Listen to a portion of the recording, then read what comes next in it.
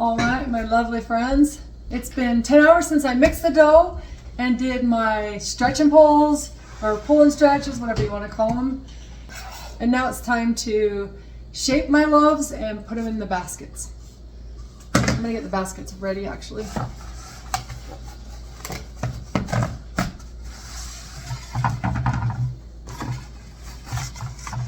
Alrighty. And I'm gonna put lots of flour in the baskets.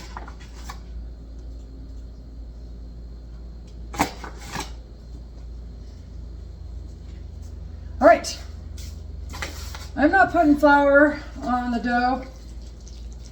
It should be done and it will be gooey, but it still won't stick if it's proofed right. So we got a bunch of little bubbles at the top, you can see, and this pulls away from the pan really easily.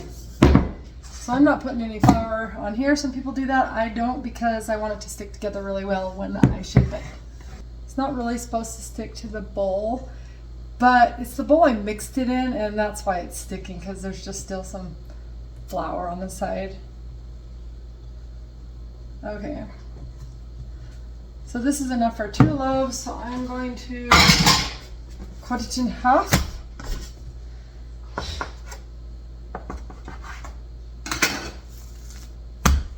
Switch over to here.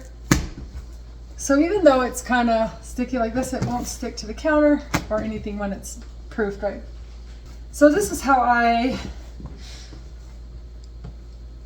shape my bread. I will put it in a rectangle, and then I will this one over, this side over.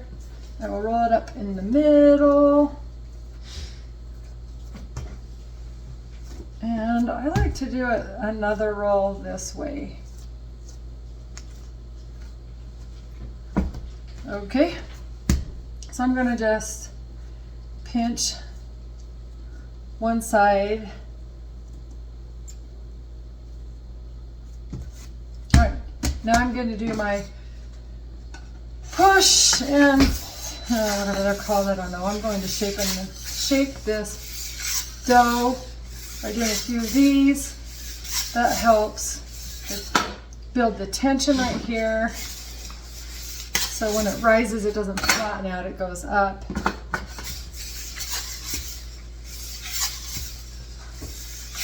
this for a minute.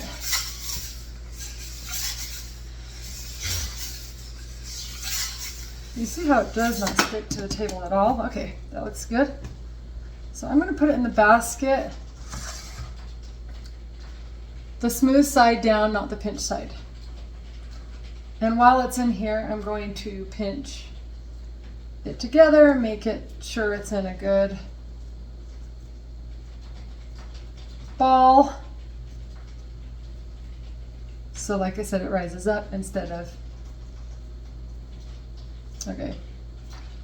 So if I add flour, sometimes I can't pinch it like that. So I'm going to put some flour on top of here, cover that one.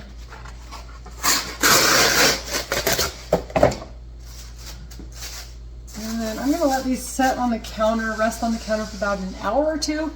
I'm just gonna watch how they rise. And when they get to a good place, when they get to as big as kind of I want them, I can cook them right away. It's harder to score the top when you cook them right away. Or I'll put them in the fridge if I have something to do, and I'll let them sit there for half hour, an hour, or even overnight until I have time to cook them.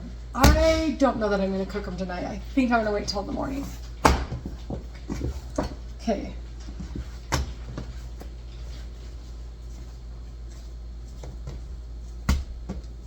All right. Do it this way. Okay.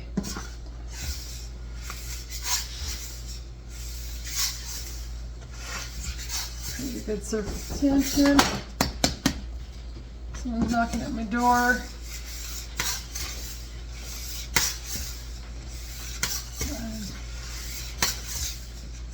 I'm not going to answer right this second.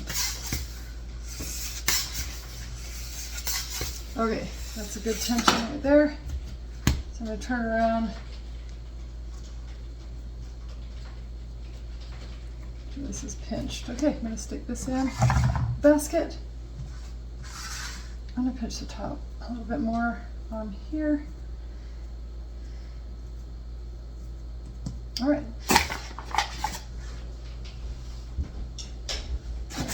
Flour, cover this. So like I said, I'm going to let these rest on the counter for about an hour to 2 hours. And sometimes I will cook it right away, but it's already 8:30, so if I leave these for an hour to 2 hours here on the countertop, it's just going to be too late to cook. So I will leave them here, and then I'm going to put them in the fridge, and then I will cook them tomorrow morning. If I leave them in the fridge overnight, I will take them out and let them rest and kind of warm up while the stove heats up. So if I cook them right away, I will heat the stove up. Like after they've risen for about an hour, I'll go heat the stove up. I'll heat these Dutch ovens up in the stove for 20-30 minutes, and then I'll pop these in. All right, so we're gonna let these sit for an hour to 2 hours, and I will come back and let you see what they look like. I'll be back in about an hour or two. Okay, so it's sat out on the counter for about an hour and a half. It's risen pretty dang good. So I'm putting these in the fridge. I don't have time to make them tonight. Good night, sourdough. See you in the morning.